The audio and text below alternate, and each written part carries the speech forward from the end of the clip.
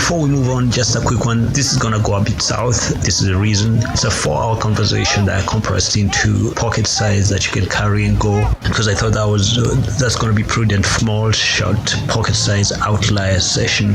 Number one. Number two, it's going to be a monologue. You're going to only hear my side of a conversation of a dialogue that we had, but I thought it would be important to just give you an insight of what we do, how we do, when we do, where we do it, those kind of things, but also just to inspire you, move on to the next level. As it were, please feel free to get in touch with me and myself and the team. The contacts are in the show notes. Thank you for listening and enjoy yourself. Let's do this.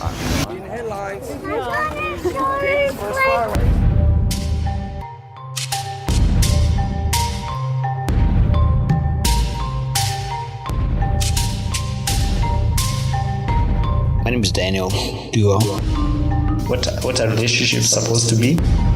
Your heart is hurting. Instead of dealing with that, you go to your mind and go like, mind, figure this out. It's shocking for me to talk that way. Yeah?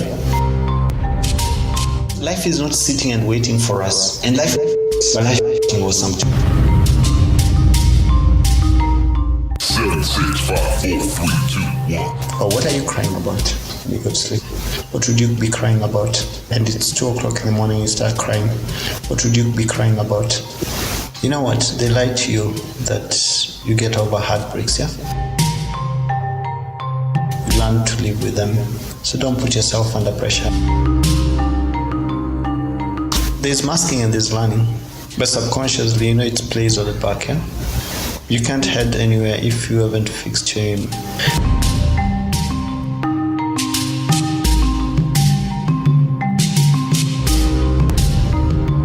Love drives us, yeah?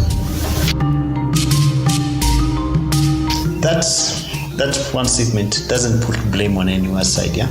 Because most heartbreaks you feel like the other person was to blame or you are to blame, you know what I mean? I have a process now. This is how I'm gonna deal with that.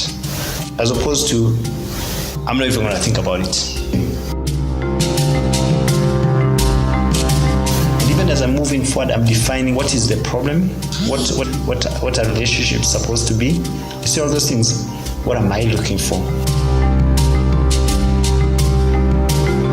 Then my first answer was, I just want to heal first. It's different from my heart was broken. Then the question is, how do I heal? What do I need to start doing to get healed? And my first option was to go back to things which were important to me, but more importantly, to find new things that will be more, will help me in that process, new different things. And then asking myself, what are the opportunities in that? Your heart is hurting. Instead of dealing with that, you go to your mind and go like, mind, figure this out. Okay, wait. Is that not doing the same thing you've always done? You're running away. Why can't you do both? Okay, fine. This is what's going on with me. What are the opportunities? This is what's going on with me. What are the opportunities? What's your foundation? You're gonna make the same mistakes because you're not having an outsider eye look inside.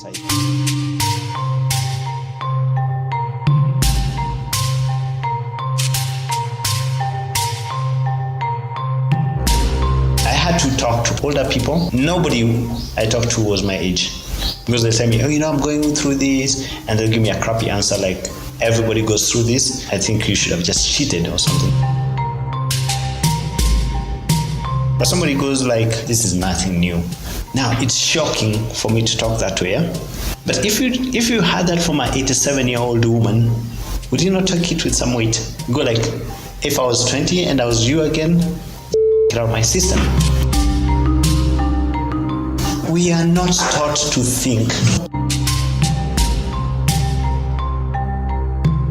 You put yourself under so much pressure and so much definition and so much this. When do you start living a life? Because at some point, you just gotta let it go and just float. Come up with a method for your professional career. Every time you wake up in the morning, I'm like, today I'm gonna try do this. I'm gonna challenge myself and also get this, yeah? Whatever that is for you. The heart is a fool, by the way. That's why we fall in love with our hearts, not our minds. The heart doesn't know what the mind is. I got hurt, I don't want to get hurt again. You can't guarantee that. That's a fool's paradise. But at least now I'm gonna make choices that are mine. Once you've had a good foundation, you can trust yourself enough to do certain things. And I've been very forward with you with some of these things. Yeah, my heart was broken, but I can't live there. I don't live there anymore. That's one thing that we can't guarantee, because you can be with somebody for 50 years and they walk away. How were you supposed to know? You see, that's a lot of pressure to put on yourself. But you say, okay, fine, this is where I am in. Will this help me move forward? Like, it gives you nothing to lose and all this stuff to gain. Because when you sit at home and you're thinking about all these things, you're still stuck on what you already know. I want that to be very, very clear. You're sitting there at home and you're like, or you're sulking, or you're masking it another way, right? Or you jump off and try this stuff and you're like, you don't even have the experience, but you put yourself like, I should know this stuff. The next person I date can't be. But while you're figuring that out, life is continuing, yeah? You haven't lived any life to start with, yeah? And you still don't open enough to live some life. You have these rules and this box you live in, and you say, I'm not gonna leave that box. You have things that I won't do this, I won't do this, I won't do this, and there's no actual reason, right?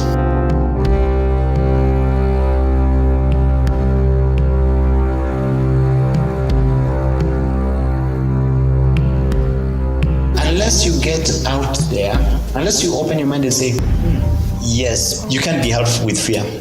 There are no monsters under the bed, but if you believe they're monster, you won't sleep that night, right? If at night you sit like this and you hear somebody knocking and there's nobody there, you won't sleep. You see, that's fear. But I'm scared is, okay, what's going on, but I'm going to try anyway. And what I want you to do is get out of your fear, because that doesn't help. In summary, anything that's not helping your life, I don't want you to be doing it, because I don't do it myself. Because the moment you start doing it, it's infectious. It works backwards. When you sit with somebody who smokes, you'll be coughing, and at some point you'll be like, F it, let me smoke. Because we set up with a mission, this is what we want to achieve, right? At that point, you're in the wilderness. That's not the point I say, okay, let's just give up and move on up on you. I pull you back, because there must be someone who stands, we think, right? That makes your life kind of better, right? Now, I come from the movie background, I come from storytelling. Our darkest secrets, we write down and then we put them on screen.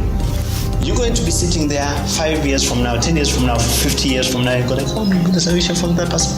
What does that help you with? My deal is, if it happens, then we've organized the fantasy already, right? If it doesn't happen, at least we both know. Because the worst thing that can happen is that situation appears somewhere else in your life, yeah? And then you're not prepared. Oh my goodness. Do you know I never even planned for you? And those are consequences if we live throughout your life.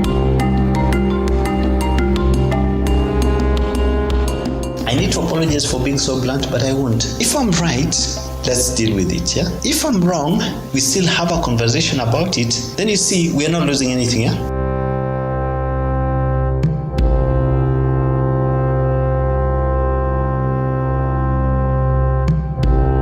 Can we deal with the weird now, and then later on, it's sorted, it's not weird anymore? What good comes from denying that's what you want to do?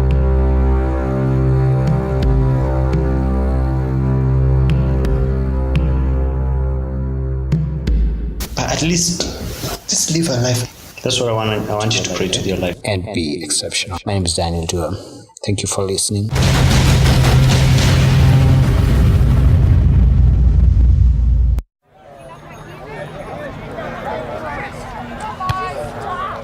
Before we move on, just a quick